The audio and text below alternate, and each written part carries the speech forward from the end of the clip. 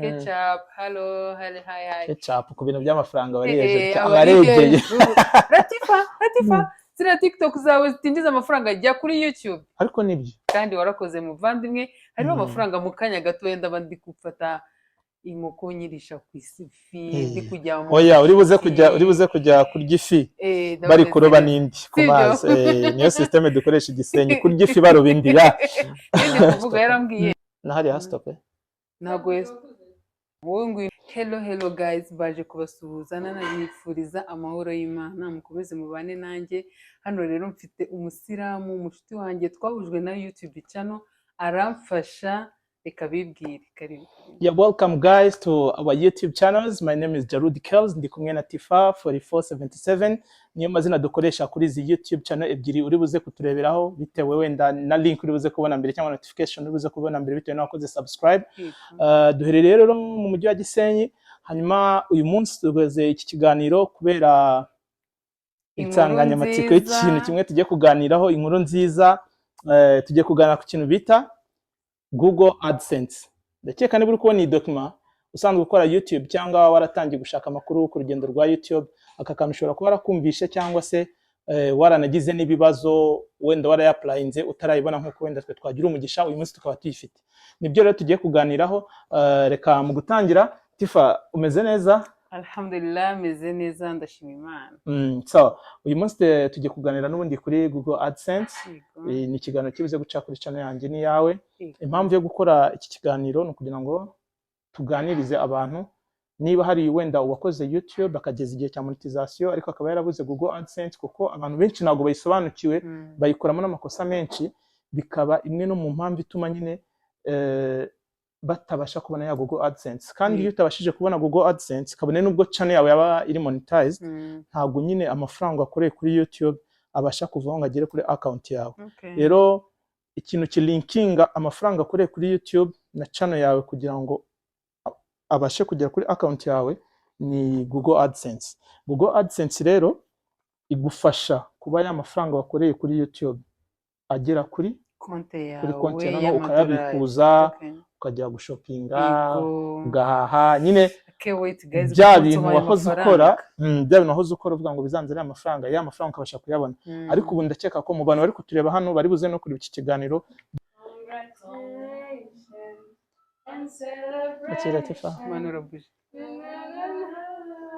Ushobora kugera hino Tisha kicara.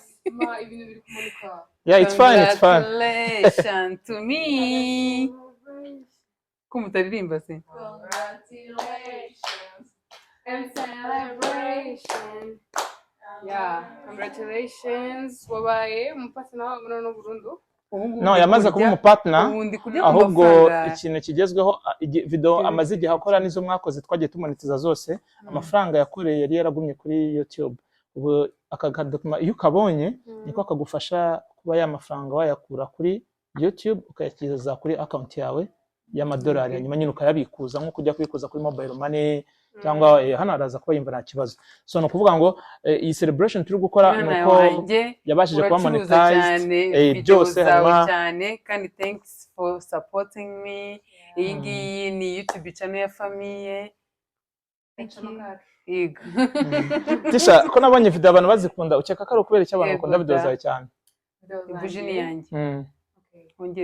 ongerijwe ariko ntago ari interview, ganiriza abantu. Twese turabizi nyine bizaze interesa iyo kandi abantu benshi baratangara yuko nyine umfite ungana gutya, ungana gutya, kumva na resemblance nyine irimo hagati yanjye nawe. None se Tisha ko mbona usa na ketchup cyane kurusha uko usa na mama. Ikindi uvuga nka ketchup, abantu bari buze kumva sound yawe wongereje. Sinzi ko bimeze ariko namaze kubona ko YouTube abantu baragukunze nyine cyane. Ugiteganya kuzagira channel yawe nawe? Wow, okay, channel yanjye ngewe wapi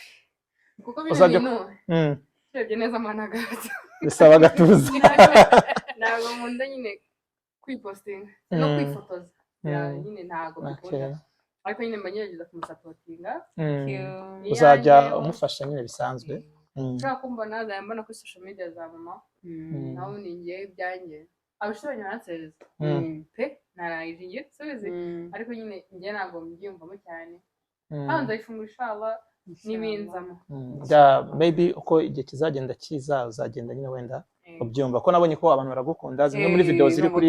YouTube channel ya Tifa izarebwe cyane the most viewed videos ni zawe so no kuvuga ngo umuntu wenda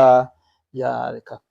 kugira ngo bijyemo cyane ko gifite n'ibindi ugomba kurwana nabyo by'ishuri ukabanza ukiga hanyuma nabyo wenda time nigera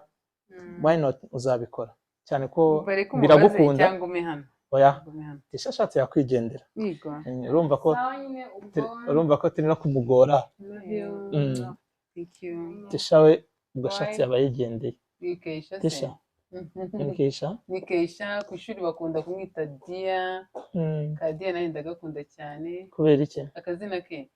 Dia bivuga imwoza amarira igisubizo cyanjye nuramwana okay difite meaning nziza so Tisha fungura iyi Google AdSense hanyuma turebe ira password bite tunasoza tujye kwishyira muri spending amafaranga nakoreye guys nta kintu kiryoha nko kurya amafaranga wowe wakoreye wavunikiye navunikiye pe aya mafaranga ndayavunikira mu bashuti kwirirwa mfata telefone mfata video ni ibibazo ntabwo byoroshye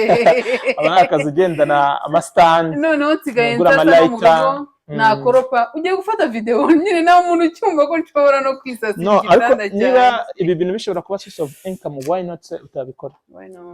nta mpamvu reka bibebera n'abandi bantu muza motivation bakumva ko gukora content ntabwo bigombera kuba ufite ibintu birenze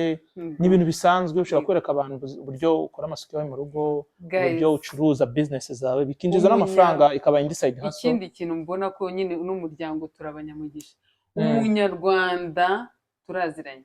kuya umunyarwanda kuremera guha Gasabo aba yumva nuko bamukonvense ye kandi ntabwo bigoye ndabashimira pe sinzi impamvu nyine mwihangane mujye mugasiga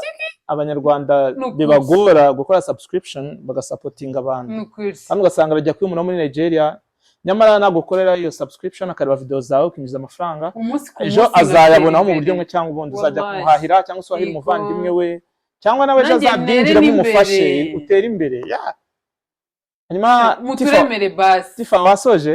baturemere berekira mibare 6